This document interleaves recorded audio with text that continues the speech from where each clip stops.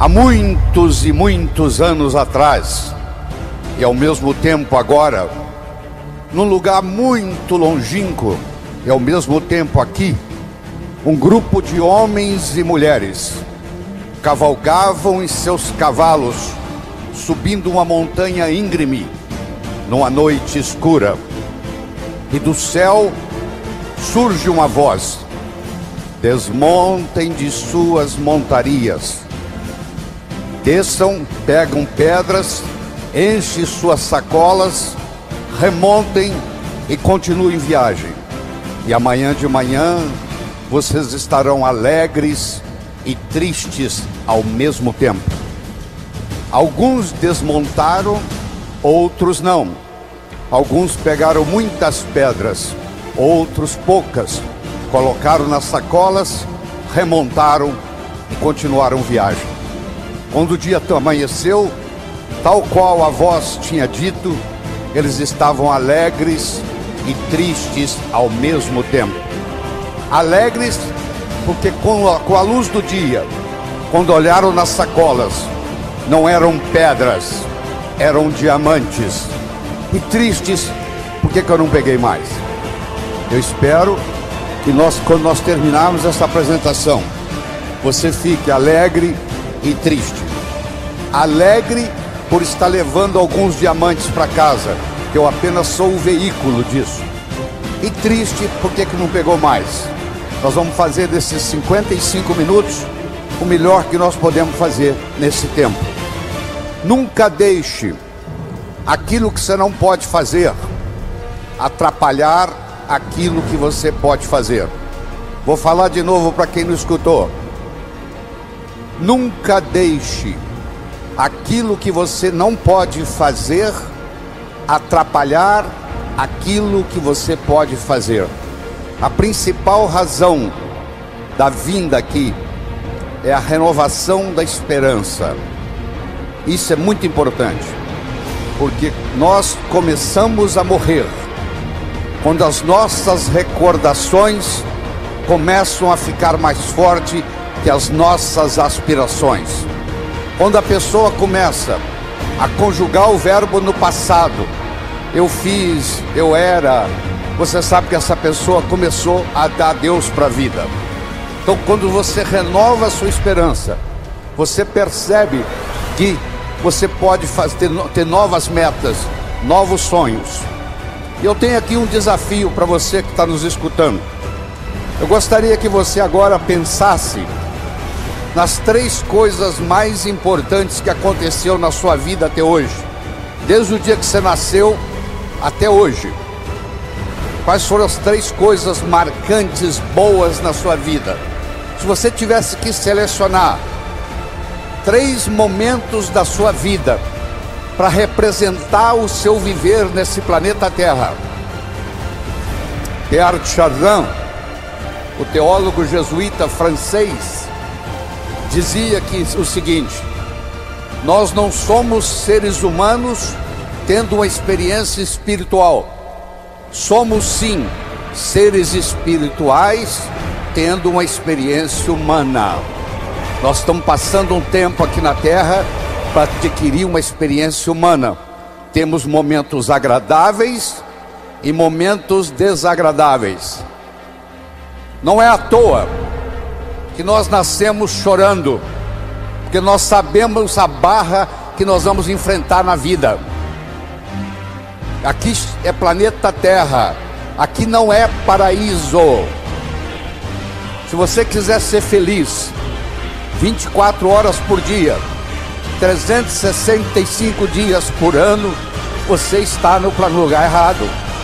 Aqui nós temos momentos felizes e momentos não tão felizes. Faz parte da vida. É como se fosse uma montanha russa. Tem momentos que nós estamos muito bem, tem momentos que nós não estamos muito bem. E você já sabe que se não estiver muito bem, não vai durar muito, vai melhorar. E se estiver muito bom, também não vai durar muito, vai piorar. Se você aprende esse conceito da montanha russa, isso ajuda.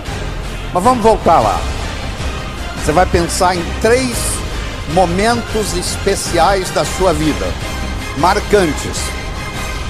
coisas importantes que ocorreram com você desde que você nasceu até hoje. Escolha uma, escolha duas, escolha três. Eu vou assumir que você já tem na sua mente esses 3 momentos mágicos. E eu vou fazer aqui uma declaração.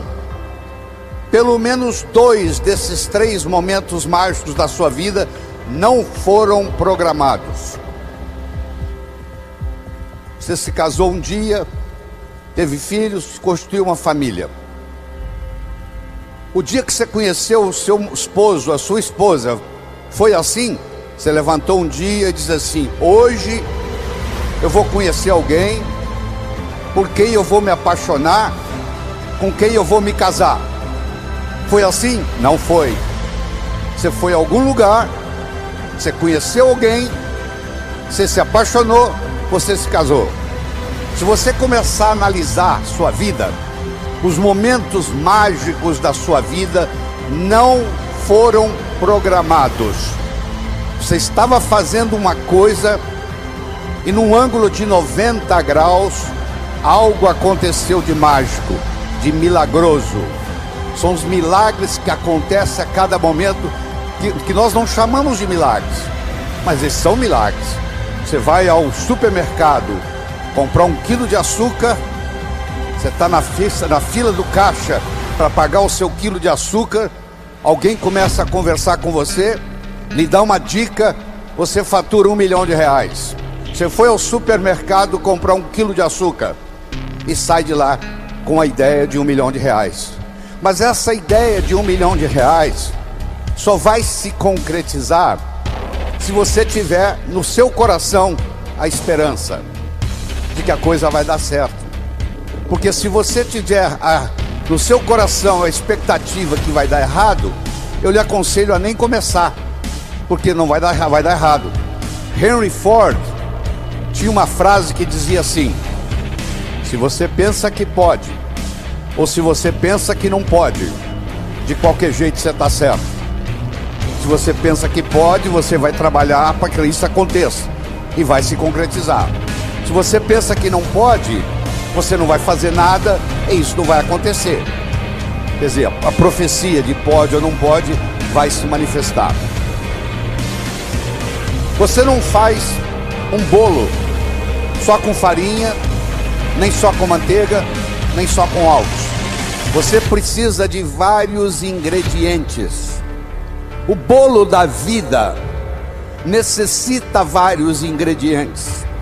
E um desses ingredientes é o diálogo. Um desses ingredientes é a capacidade de se comunicar. Ele não é o único, mas ele é fundamental. O primeiro ingrediente, eu diria, é o respeito que você tem para com você mesmo. É a sua autoimagem. É o quanto você gosta de você. Ninguém pode ofertar o que não tem. Você não pode ofertar amor para o próximo se você não tem amor por si mesmo. Você não pode ofertar inteligência para o próximo se você não tem inteligência para você mesmo. Você não pode ofertar comunicação para o próximo se você não tem comunicação com você mesmo. Então a primeira coisa que Deus quer da gente é que nós tenhamos o amor próprio, que a gente se respeite no mundo. Isso chama-se autoestima. Isso chama-se autoimagem. E eu tenho uma boa notícia para você. Autoestima e autoimagem não é feito de cimento, não é feito de aço, é feito de linguagem. Ninguém está condenado a ser quem sempre foi. Vou falar de novo. Ninguém está condenado a ser quem sempre foi. Nós somos os únicos animais no planeta Terra que temos a habilidade de transcender. Transcender significa começar de novo. Não interessa o que aconteceu na sua infância, não interessa o sofrimento que você teve até hoje. O seu passado foi uma necessidade para você chegar até aqui. O seu futuro é uma possibilidade para você ir onde você quiser ir. Mas se você não se conscientizar disso, o seu futuro vai ser nada mais, nada menos do que uma repetição dos padrões do seu passado. Quais são os padrões existentes na sua família que você gostaria de se livrar deles? Porque a sua família, como a de qualquer outro, não é perfeita. O indivíduo, para ser médico, precisa fazer medicina. O indivíduo, para ser advogado, precisa fazer direito e fazer o exame da OAB. O indivíduo, para ser jornalista, precisa fazer jornalismo. Para você ser pai e ser mãe, você só tem que fazer uma coisa: copular, ter relação sexual. E os filhos nascem. Então os pais, 99,99, não estão preparados para ser pai e mãe. Vão aprendendo com o erro dos filhos. Os seus pais erraram com você, os pais deles erraram com eles, você errou com seus filhos vão errar com seus netos. Isso faz parte da vida. Não precisa ficar com sentimento de culpa disso não, que é assim que é. É assim que a vida funciona. A gente vai aprendendo com os erros. No segundo filho você já erra menos, no terceiro você erra menos, se você parar e pensar aquilo que está fazendo de errado.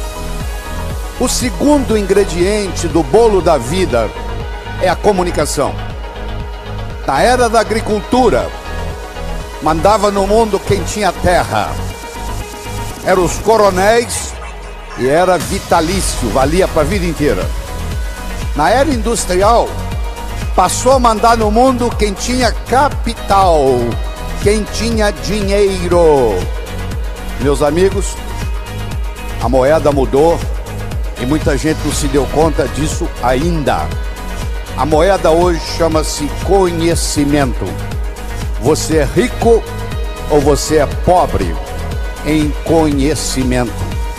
Mas conhecimento só tem validade quando aplicado, quando passado de um cérebro para outro. E a passagem do conhecimento de um cérebro para outro se faz através do diálogo, se faz através da comunicação. Portanto, jovens que estão aqui nos assistindo, comunicação se tornou essencial, tanto no sucesso pessoal quanto no sucesso profissional. E faz parte da natureza do espírito humano evoluir. Você nunca vai encontrar uma pessoa que vai dizer assim, ó, pedi uma graça para piorar um pouco a minha vida, porque tá boa demais, e que queria que piorasse um pouco. Faz parte do espírito humano crescer, evoluir. Galgou uma montanha, que procura uma montanha mais alta. E vocês jovens vão ver isso na vida. Você vai atingir as suas metas. Você quer passar no vestibular, passou no vestibular, quer se formar, quer arrumar um emprego, quer ser promovido, quer montar sua própria empresa. E você vai galgando as coisas na vida. Isso faz parte. À medida que você sobe no escalão da vida, talvez o ingrediente mais importante seja o diálogo, seja a capacidade de se comunicar, seja a capacidade de se expressar, seja a capacidade de entender o outro. Então, se você me permite, eu vou apresentar para você um modelo de diálogo que eu desenvolvi. Você vai ver que eu desenvolvi porque você nunca viu isso na literatura. Eu criei um modelo para isso. Deixa primeiro eu conversar com você sobre modelo. Se eu desse de presente para você agora uma pérola, você provavelmente ia colocá-la no bolso. Se eu me encontrar com você semana que vem e lhe der uma segunda pérola, de novo, você vai colocá-la no bolso. Se eu der para você daqui 15 dias uma terceira e última pérola, você vai colocá-la no bolso. Se eu me encontrar com você daqui 6 meses e perguntar: onde estão as pérolas que eu lhe dei? Você vai responder mais ou menos assim: a primeira eu coloquei no criado mudo, a pessoa que arruma lá em casa não percebeu, jogou no lixo. A segunda eu esqueci no bolso da calça, a calça foi para a lavanderia e a pérola não voltou.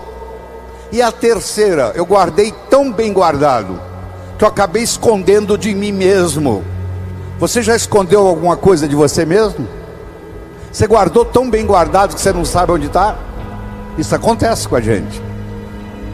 Se em vez de eu lhe dar as pérolas, eu lhe desse um fio de nylon e orientasse você para colocar as pérolas no fio de nylon e fizesse um colar e colocasse o colar no pescoço, e eu me encontrasse com você daqui 6 meses e perguntasse: onde é que estão as pérolas que eu lhe dei?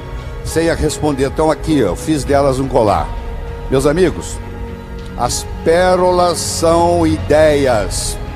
O cemitério está cheio de gente que teve boas ideias, ou não concretizaram-se, ou pior, estragaram a vida da pessoa. Você não sabe que uma boa ideia pode estragar uma família, uma boa ideia pode estragar uma empresa. Porque mais importante do que a ideia é o modelo para segurar a ideia. Se você conhecer um indivíduo que tem um bom modelo empresarial, se ele mora em Aparecida do Norte, se ele mora em São Paulo, se ele mora em Tóquio, se ele mora em Nova York, se ele mora em Sydney, na Austrália, ele vai se dar bem, empresarialmente falando, porque ele tem um modelo. Então vamos montar um modelo de diálogo. A comunicação tem 3 níveis. O primeiro nível eu chamo de boca-ouvido. O segundo nível eu chamo de cérebro-cérebro. O terceiro nível eu chamo de coração-coração. Vamos começar com o primeiro nível. Boca-ouvido. Deixe-me primeiro fazer uma distinção para você. Ouvir e escutar não são sinônimos. Você ouve com o ouvido, você escuta com o cérebro. Você já foi alguma vez num restaurante e pediu ao garçom para lhe trazer uma água com gás, e ele lhe trouxe uma água sem gás? Ou você fez uma solicitação e ele lhe trouxe outra? Aquele garçom, naquele momento que ele recebeu o seu pedido, ele estava operando no nível 1. No nível 1 ninguém é promovido. No nível 1 você não conquista as pessoas. No nível 1 você não vai para frente na vida. Não interessa a nota que você tirou na escola, isso não faz diferença, porque a escola lhe passa informação. A vida lhe exige competência de ação. Imagine você indo a Guarulhos e lá tem uma aeronave se preparando para decolar São Paulo, Nova York, e você entra na aeronave para fazer esse voo, e da cabine do piloto, o piloto fala assim: senhores e senhoras, eu não sou piloto, mas eu tenho muitas opiniões e já li muitos livros de como pilotar um avião. Você ficaria na aeronave? Não. Você não quer saber quantos livros o piloto leu. Você quer saber se ele tem competência de tirar a aeronave do chão, voar com ela e aterrissar são e salvo em Nova York. A vida exige da gente competência de ação. O que cai na prova não cai na vida. Se você observar na sua cidade, você vai encontrar indivíduos que eram CDFs, que eram estudantes brilhantes, e hoje são pessoas que estão perdidas na vida. E você vai encontrar também pessoas que eram estudantes medíocres, e hoje são excelentes empresários, estão contribuindo para o bem-estar da comunidade. Por que isso? Porque esses segundos, eles sabem dialogar com o mundo, eles sabem dialogar com a sociedade, eles aprenderam, talvez até intuitivamente, o poder da comunicação. Então, se você me permite, eu vou começar a trabalhar nesse modelo do nível 1, boca-ouvido, nível 2, cérebro-cérebro, nível 3, coração-coração. Deixa eu primeiro fazer uma afirmação. Nós só chegamos ao coração das pessoas passando pelo cérebro. Não tem outro caminho. É fácil você gostar de quem você gosta. Eu quero ver você gostar de quem você não gosta. Você faz uma decisão assim: a partir de hoje eu vou gostar de quem eu não gosto. Essa decisão é puramente do pescoço para cima. É uma decisão que não vai levar a nada. Porque se você não gosta da pessoa, fica difícil chegar no coração. O caminho para você pode até... Você tem que entender a pessoa, entender a problemática dela, entender de onde ela está vindo, por que ela atua daquele jeito. Aí finalmente você aceita a pessoa e chega no coração. Quando você está operando no diálogo nível 1, não acontece nada. É o pai que está dando um sermão para o filho. E entra num ouvido e sai no outro. E o pai não percebe que ele vem falando isso há 5 anos e não funcionou nada. Pelo contrário, o filho até ficou rebelde de escutar o pai falar aquilo. E o pai não se dá conta que aquilo não é diálogo, que é um monólogo que ele está falando para o vento. Porque está entrando no ouvido e saindo no outro. Você deve conhecer um ditado popular que diz assim: a palavra convence, o exemplo arrasta. A palavra convence, o exemplo arrasta. O melhor modo de você educar seu filho não é com sermão. Isso não é diálogo, isso é monólogo. O melhor modo de você educar seu filho é com exemplo, dando exemplos. Aí água mole em pedra dura, tanto bate até que fura. Ele vai vendo o exemplo daquilo que você quer que ele seja, ele vai observando aquilo todo dia, chega uma hora, ele e ela incorpora na estrutura psicológica. E como eu disse quando eu estava sendo entrevistado aqui na televisão, um pai de 45, uma mãe de 45, que conversa com um filho de 15, ela tem que entender que o filho de 15 nunca teve 45, e uma mãe de 45 já teve 15 anos. Então é função do pai, da mãe, descer ao nível do adolescente, para poder haver uma comunicação. Eu só posso me comunicar com vocês se nós fizermos uma conversa que interesse vocês. Não tem outro jeito. Eu tenho que ver o interesse de vocês e começar a fazer um assunto que interesse a vocês. Então eu tenho que fazer de acordo com o seu interesse, não de acordo com o meu interesse. Eu vou fazer a vitrine da minha loja não de acordo com o meu gosto, de acordo com o gosto do cliente que eu quero atrair. Ah, mas eu tenho uma loja, eu tenho uma cunhada que é decoradora interna, ela fez uma decoração muito sofisticada. Que produto que você vende? Aí eu vendo produto popular. Então você agora está com um problema sério. Quem gosta da vitrine entra, não encontra o produto que quer comprar. Porque quem gostou da vitrine sofisticada quer comprar produto sofisticado. E quem compraria o seu produto? Olha na vitrine, não tem coragem de entrar. Pronto, aquela vitrine tão bem organizada que a sua cunhada fez porque é decoradora interna, está atrapalhando o seu negócio. No diálogo, na comunicação, nós temos que modificar um pouquinho aquela frase que você conhece, que não é da Bíblia, tá? Quando eu falar, você vai falar, isso está na Bíblia, não está não. A frase é assim: faça aos outros o que você gostaria que fosse feito a você. A verdade não é bem essa. Faça aos outros o que os outros gostariam que fosse feito a eles. Se eu convidar você para jantar na minha casa em São Paulo, eu não vou lhe servir o meu prato favorito. Pode ser que você nem coma. Eu vou perguntar o que você gosta. Se eu quero agradar alguém num processo de diálogo, eu tenho que ver o que a outra pessoa quer ouvir. Eu vou começar por ali, e não o que eu quero passar. Quero que você entenda isso. Faça aos outros o que os outros gostariam que fosse feito a eles. Deixa eu contar para você uma pequena história.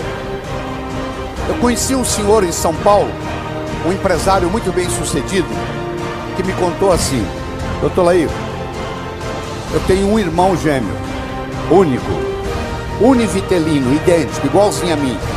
Eu nasci em Campina Grande, na Paraíba. Aos 14 anos eu me desentendi com a minha família, briguei com meu pai, briguei com a minha mãe, briguei com meu irmão, pulei na carroceria de um caminhão e fui para São Paulo. Eu fiquei 25 anos sem se comunicar com a minha família. E aqui em São Paulo eu ganhei dinheiro, virei empresário e tal.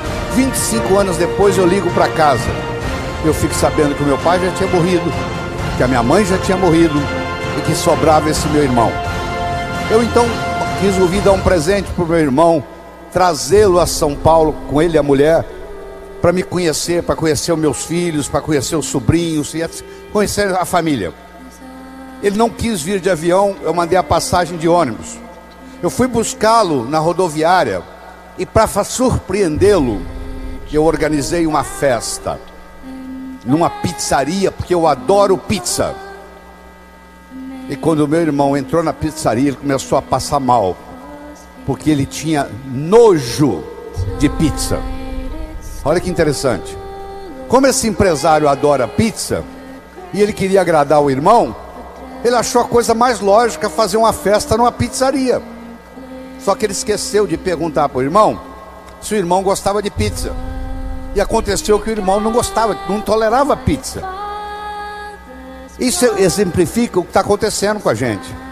Eu quero mostrar o meu ponto de vista para você, mas eu não me preocupo como que você vai receber esse ponto de vista. Aí sabe o que acontece? A natureza colocou um ouvido no mesmo nível do outro. Entra num ouvido e sai no outro. Aí não deixa de ser diálogo, passa a ser monólogo, porque não tem repercussão. Para esse diálogo se ocorrer, primeiro eu tenho que ter uma mensagem forte. Você só vai continuar me escutando se você estiver gostando da mensagem. Eu tenho que ter algo para poder passar para você. Essa é a mensagem. Segundo, nós temos que conversar de uma forma metafórica. Como é que Jesus ensinava? Jesus ensinava contando histórias. Como é que eu vou ensinar para um sapo que nunca saiu da lagoa como é que é a onda do mar? Imagine esse problema. Você vai ensinar para um sapo que nunca saiu da lagoa como é que é a onda do mar? Como é que Jesus ia ensinar o meu mundo espiritual para quem está na terra? Sabe o que ele fazia? Ele fazia de uma forma metafórica. Ele contava parábolas, ele contava histórias. Quando eu lhe conto uma história, você não pode dizer que você não concorda com ela. Eu estou lhe contando uma história, e dentro da história eu coloco a ideia que eu quero passar para você. Era uma vez um navio de alta prioridade, porque carregava ouro, e de repente o motor desse navio enguiçou, e o dono do navio disse: para, traga aqui o melhor mecânico da região. Eles trouxeram. Ele trabalhou um dia inteiro, não conseguiu consertar o motor. Ele disse: para, traga aqui o melhor engenheiro mecânico do país mais próximo. Eles trouxeram. Ele trabalhou 2 dias, não conseguiu consertar o navio. Ele disse: para, traga aqui de onde estiver, de helicóptero, quem montou essa máquina desse navio. E eles procuraram, encontraram e trouxeram ele e um assistente. E eles desceram no navio de helicóptero, foram até a casa de máquinas, escutaram o barulho da tubulação, tocaram nos tubos, e tinha uma válvulazinha vermelha num canto. E ele perguntou para o assistente dele: você tem um martelo? Tem, me empresta. Ele foi lá e pim, ligue. Eles ligaram, tudo funcionou às mil maravilhas. Os 3 indivíduos que trabalharam, o primeiro que trabalhou um dia, o segundo que trabalhou 2 dias, e esse que deu a martelada na válvula, mandaram as suas respectivas contas. Quem trabalhou um dia mandou uma conta de $100. Quem trabalhou 2 dias mandou uma conta de $400, $200 por dia, porque ele havia trabalhado 2 dias e ele era mais sofisticado que o outro. E quem deu a martelada mandou uma conta de $10.000. O dono do navio falou: eu vou pagar, porque ele consertou o meu navio, mas eu só pago com uma condição: que ele mostre como é que ele chegou à conclusão de me cobrar $10.000. E ele mandou um bilhete para o dono do navio: para dar a martelada, $1, para saber onde bater com o martelo, $9.000, 1999. Olha que interessante. Você imagine que nós estamos almoçando e eu conto essa história para você. Aí nós estamos num diálogo, almoçando. Aí você vai para o seu escritório comigo e você está pensando em me contratar para ser seu consultor na sua empresa. E você pergunta assim: doutor Laí, qual é a sua remuneração? E eu falo o preço elevado. Ao invés dele falar, que você falar é caro, você vai pensar assim: esse cara sabe onde bater com o martelo. Eu preparei o seu cérebro para escutar o meu diálogo com você. Através de quê? Através de uma história, através de uma metáfora. A pessoa que sabe dialogar, ela conversa metaforicamente. O político que ganha a eleição é um contador de histórias. O padre que faz o sermão que agrada a todos é um contador de história. Porque quando você está contando uma história, a mente crítica baixa. Você conta a história e leva o que você quer levar junto da mensagem. E a mensagem entra na estrutura psicológica. Terceira coisa importante no diálogo é uma linguagem apropriada. Você já foi a um médico e o médico começa a usar aquela terminologia médica que só ele entende. E aí você volta e a sua família te pergunta: e aí, o que você tem? O que o médico falou? Ah, não entendi o que o médico falou. Esse médico não tem nada de inteligente. Ele tem que conversar numa linguagem que o paciente entenda. Você está com um processo difícil na justiça, você vai visitar um advogado e ele começa com aquela terminologia jurídica e você não sabe o que ele está falando, precisa de alguém para traduzir. A própria Bíblia tem uma citação dizendo que se você não falar a linguagem de quem está lhe escutando, você está falando aos ares.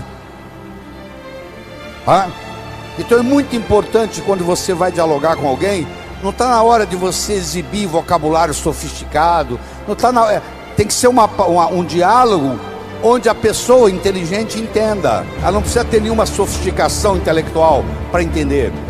Deixa você usar a terminologia intelectual quando você estiver conversando com o intelectual.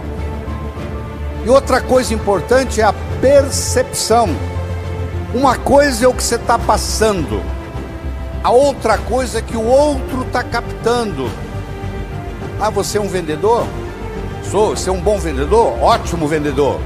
E aí, você tem vendido bem? Não, tem vendido muito mal. Então você não é um bom vendedor. O aluno que diz que é bom aluno, ele tem que me mostrar um boletim bom. Eu não conheço bom aluno com boletim ruim. O mínimo que você tem que me mostrar como bom aluno são boas notas no boletim. Isso lhe caracteriza como bom aluno. Se você é vendedor e você não está vendendo o que você gostaria de vender, você vai me desculpar, a tecnologia, a abordagem que você está usando de vendas está sendo inadequada. Talvez a sua linguagem não está sendo apropriada, talvez a sua mensagem não está sendo forte o bastante, talvez você não esteja fazendo uso dos recursos da metáfora, das histórias. Semana passada teve um cliente aqui e eu falei para ele o seguinte: aí você pode falar o que você quiser.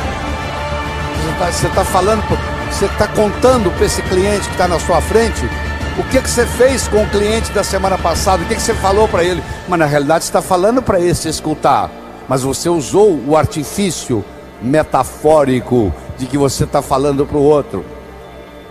E quando você trabalha esse fenômeno do diálogo desse jeito, quando você termina, a pessoa se sente convidada a participar das suas ideias. Ela se sente...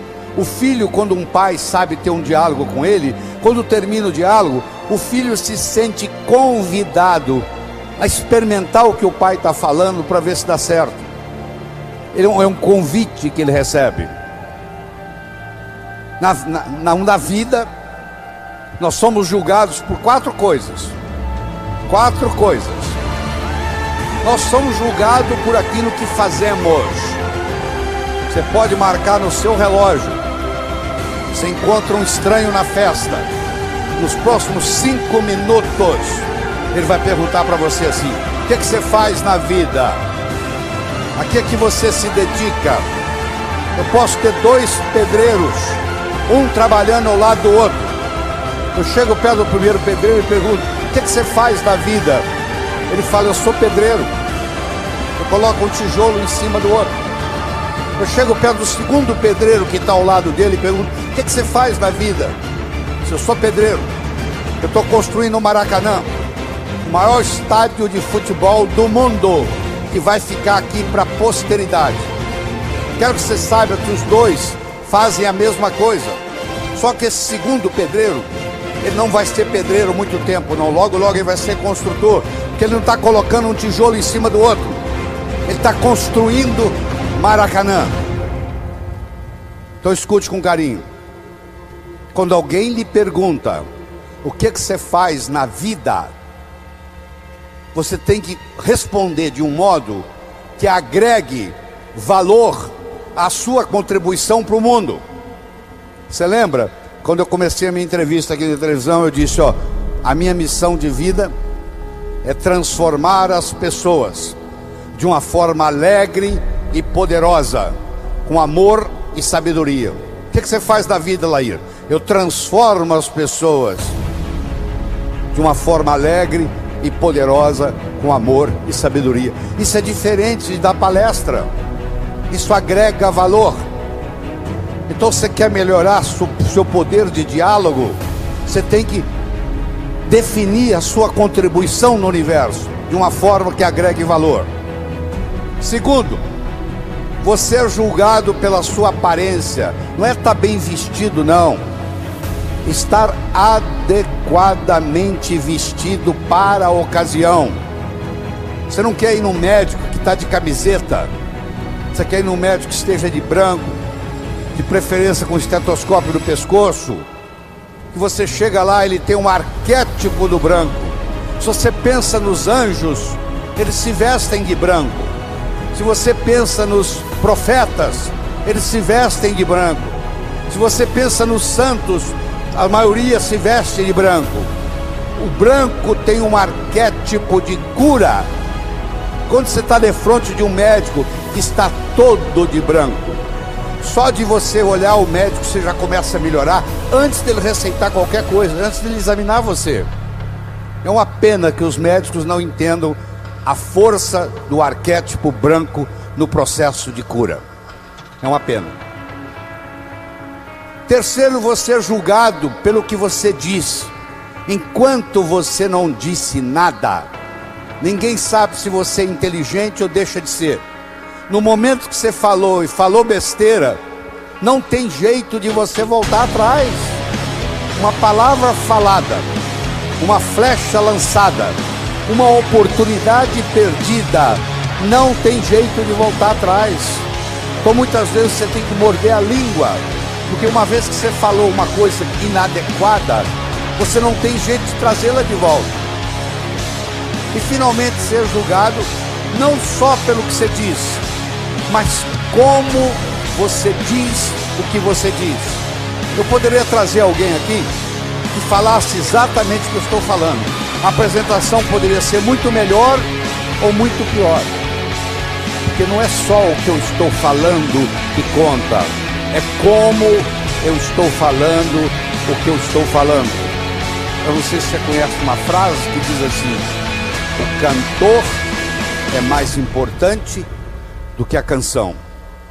Se você tem um cantor favorito e ele canta uma música que toca o seu coração, aquela mesma música, aquela mesma canção cantada por um cantor que você não gosta, vai ter um impacto diferente. Então nós somos julgados pelo que fazemos, somos julgados pela nossa aparência, somos julgados pelo que dizemos e somos julgados como dizemos o que dizemos. E nessa parte do diálogo de como dizemos o que dizemos, vem o modelo que eu estou discutindo com você, que tem um nível 1, que não acontece nada, que você está perdendo tempo, que é o boca-ouvido, é o que você pede o garçom uma água com gás, ele traz uma água sem gás, porque entrou num ouvido e saiu no outro. Quando ele chega lá na cozinha, ele já não sabe o que ele vai fazer. E muitas pessoas trabalham nesse nível e não vão para frente na vida, porque comunicação é essencial. Hoje, se você tirar a comunicação do mundo, você destrói o mundo, porque a informação só tem validade quando ela passa de um cérebro para outro, e ela, para passar de um cérebro para outro, tem que ter algum tipo de diálogo, senão não tem jeito.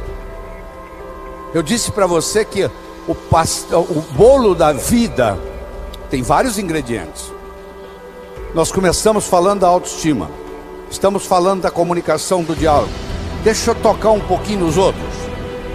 Outra coisa importante para você jovem que está nos assistindo, e é jovem de qualquer idade, tá?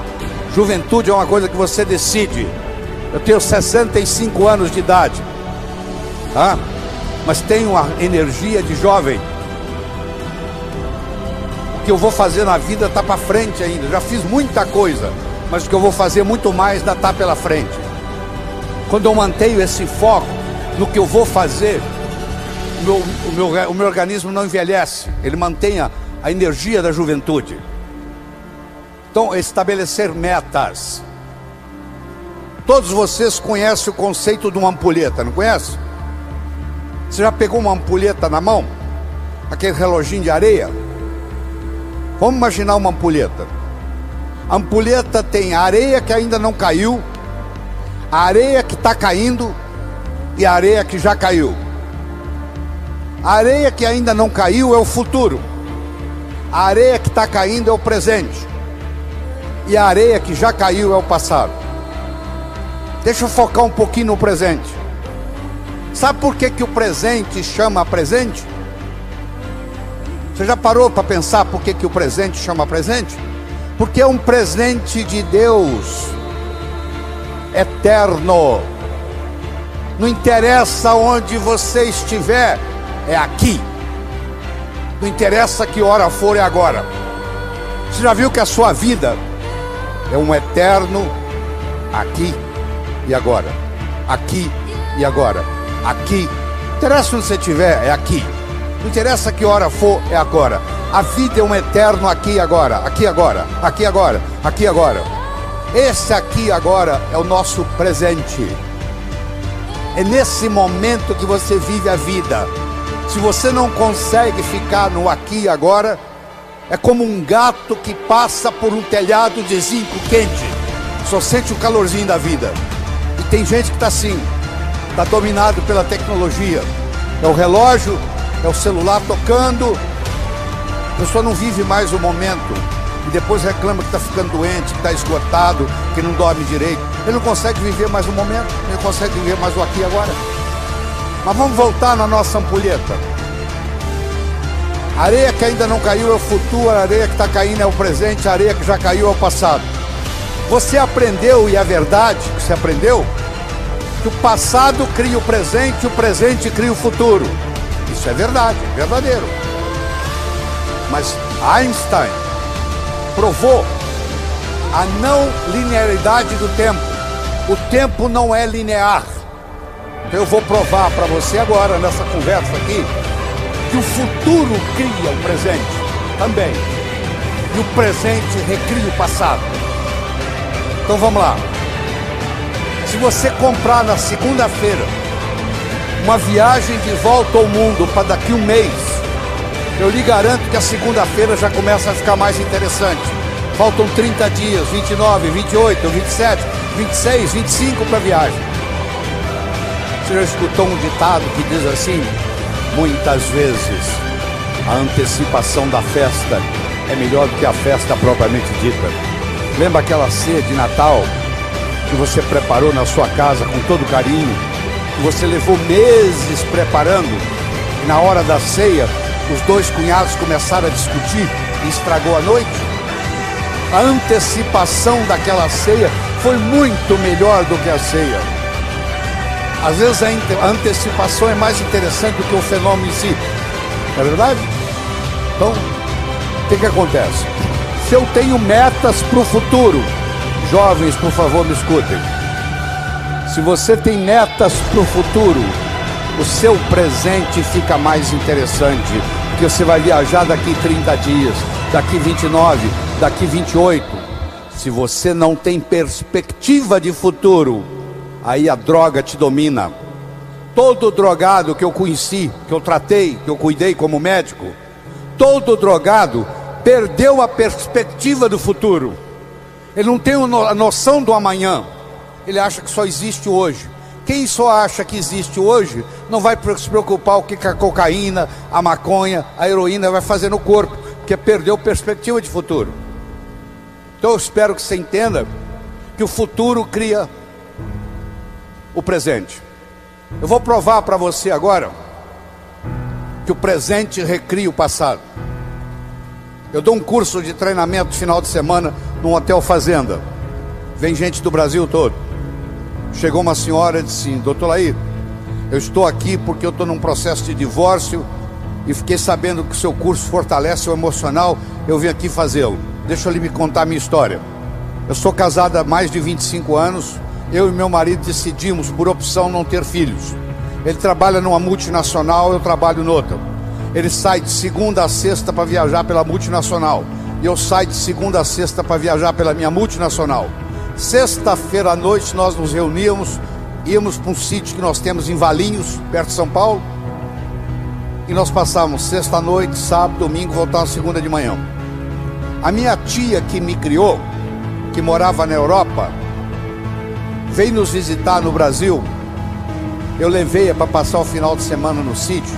Ela teve uma parada cardíaca e morreu no sítio. E eu nunca mais tive coragem de ir lá. O meu marido não abre mão, ele viaja durante a semana e sexta-feira ele vai para o sítio. Eu não vejo ele durante a semana, não vejo ele no final de semana. Nós somos nos distanciando, estamos num processo de divórcio. Eu perguntei para ela assim: mas por que a senhora não vai no sítio? Bom, porque a minha tia morreu lá. Eu falei: mas justamente por isso. A sua tia saiu lá da Europa para te dar esse presente, para morrer no sítio, para mostrar para você o quanto que ela gostava de você. Isso tem uma simbologia. Dá para você captar essa simbologia, que ela fez questão de vir morrer do seu lado. E eu comecei a falar isso com a mulher, e eu fui falando, ela foi escutando, ela não conseguia parar de olhar no relógio. E o que ela queria? Ir para o sítio. Que é o final da história. Ela voltou a ir para o sítio, está casada com o marido até hoje. Eu não consigo mudar o fato da tia dela ter morrido no sítio. Eu mudei no diálogo a interpretação da morte da tia dela no sítio. Eu não consigo mudar o passado de ninguém, mas eu quero que você saiba que tudo que aconteceu com você aconteceu por uma necessidade, talvez espiritual, talvez tenha trazido você até aqui, esse santuário. O seu passado é uma necessidade que aconteceu para você chegar aqui. Ele é conhecido, você sabe o que aconteceu. O seu futuro é uma possibilidade, e ele é desconhecido até que você decida qual que ele vai ser. Porque você pode criar o seu futuro. Nós somos os únicos animais no planeta Terra que temos a habilidade de pensar em futuro. E eu sugiro que você se concentre lá, no futuro, porque é lá que você vai passar o resto da sua vida. Só por isso. Você não vai passar a sua vida no passado.